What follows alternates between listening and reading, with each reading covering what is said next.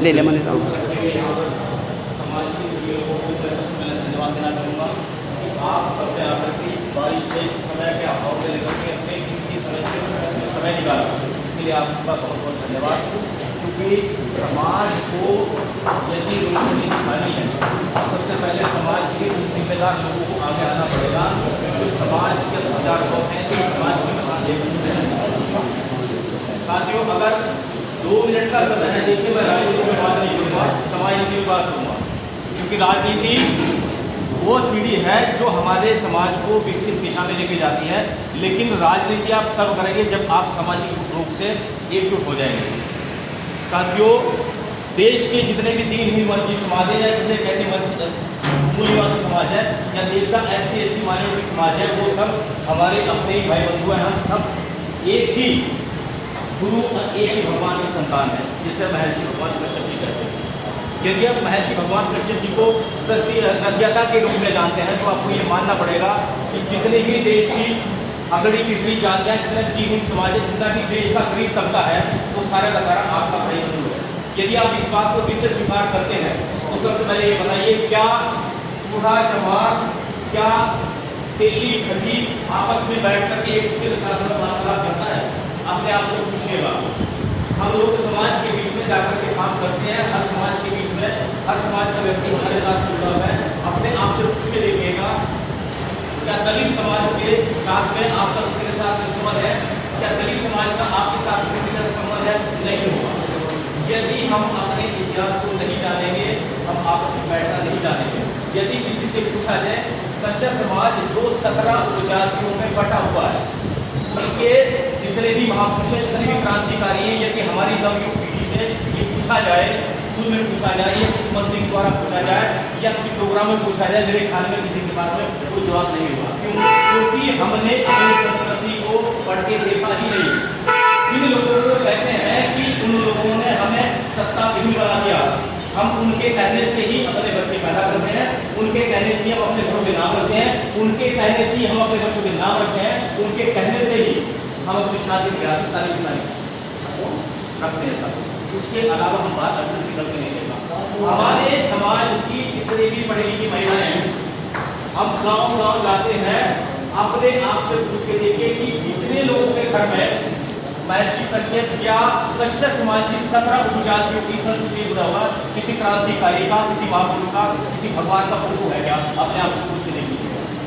मुझे किसी भगवान से, किसी देवी देवता से कोई एलर्जी नहीं है। हम सभी धर्मों का सम्मान करते हैं, लेकिन साथियों, हम सभी धर्मों का सम्मान करते हैं। क्या कारण है? जब मेरी बारी आती है तो मेरे धर्मों का, मेरे महापुरुषों का सम्मान नहीं करता ही नहीं, उनकी कहीं गिनती ही नहीं आती है। इसलिए आज 78 वर्षों के बाद में आपको इकट्ठा होकर के ये जानने की कोशिश करनी पड़ रही है, ये ढूंढना पड़ रहा है कि हमारी संस्कृति क्या है। यदि मैं आप सबसे पूछूं, स्वतंत्रता सेनानी जिस समय 1919 में जलियांवाला बाग हुआ था, जलियांवाला बाग में जो स्वतंत्रता सेनानी है कश्यप समाज के, मास्टर होता सिंह के बारे में यदि आप जानते हैं तो उसके बारे में थोड़ी चर्चा करना चाहूँगा। मास्टर होता सिंह वो क्रांतिकारी थे जो 1919 में जलियांवाला बाग में जो जनरल डायर के द्वारा नरसंहार हुआ था, हजारों लोगों को गोलियों से बलि दे करके, निहत्थे लोगों पर मार करके हजारों लोगों को निर्दोष कर दिया गया था। उस जलियांवाला बाग हत्याकांड के बाद में उन्होंने संकल्प किया था, मास्टर खोताराम कश्यप जी ने, कि जब तक मेरे देश को आज़ादी नहीं मिल जाती, जब तक मेरे देश का बच्चा आज़ाद नहीं हो जाता, तब तक मैं अपने पैरों में चप्पल नहीं करता। और 42 साल तक लगातार, 45 साल तक उस व्यक्ति ने, स्वतंत्रता सेनानी ने बिना चप्पलों के पूरे देश के अंदर में आज़ादी का बिगुल बजाया। हर देश के कोने कोने में लोगों को इकट्ठा करके क्रांति की बिगुल बजाई। और जब 1947 में देश आज़ाद हुआ, आज़ादी के बाद में उस व्यक्ति ने अपने पैर में चप्पल पहनी। ये स्वतंत्रता सेनानी महर्षि कश्यप भगवान के और कश्यप समाज के क्रांतिकारी समाज। यदि आप सिख धर्म को मानते हैं, सिख धर्म में आप देखिए, सिख धर्म में जितने भी हमारे महापुरुष हैं, जिन्हें तीन समाज के लोग कहते हैं, जितने भी हमारे महापुरुष हैं, गुरुवाणी में उनको बाकायदा अनुशासन के साथ में और श्रद्धा के साथ में उनको याद किया जाता है। सरदार भोता सिंह कश्यप सिंह ने इतना ही नहीं किया था कि उन्होंने आज़ादी तक चप्पल नहीं पहनी थी। उसके बाद जिस समय वो जेल में गए, 3 बार वो जेल में गए हैं, और जेल में जाने के बाद में जब वहाँ पे उनकी पगड़ी को वार किया गया, क्योंकि जो पंजाब प्रांत में उस समय रहते हैं, चाहे वो किसी भी धर्म का है, किसी भी जाति का, सब पगड़ी बांधते हैं। तो अंग्रेजों ने उनकी पगड़ी छीनने का उनसे प्रयास किया गया। तो जब उनसे उनके हक और अधिकार उनके सम्मान पे आई तो उन्होंने भूख हड़ताल की। मेरे ख्याल में जिन लोगों का हम महात्मा कहते हैं, जिन लोगों को हम गुरु कहते हैं, जिन लोगों को महापुरुष कहते हैं, ये सरदार भोता सिंह का शब्द सीखना चाहिए।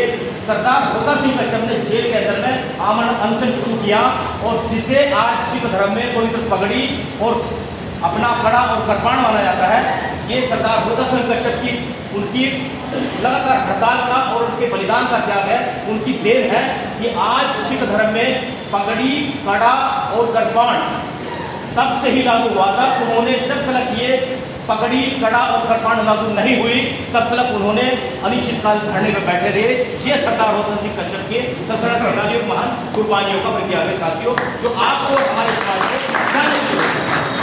यदि हम अपने देश की संस्कृति के बारे में नहीं जाएंगे साथियों, हम एकलव्य के बारे में जानते हैं, हम मानदेन मांझी के बारे में जानते हैं, हमारे कितने भी हैं झलकारी सिपाही के बारे में, लेकिन जब हम विस्तार पूर्वक उनकी क्रांति के बारे में बात करें, जब हम उनकी आहुतियों के बारे में बात करें, जब हम बलिदान के बारे में बात करते हैं, कि किसी के पास में उनका कोई जवाब नहीं हुआ करता है।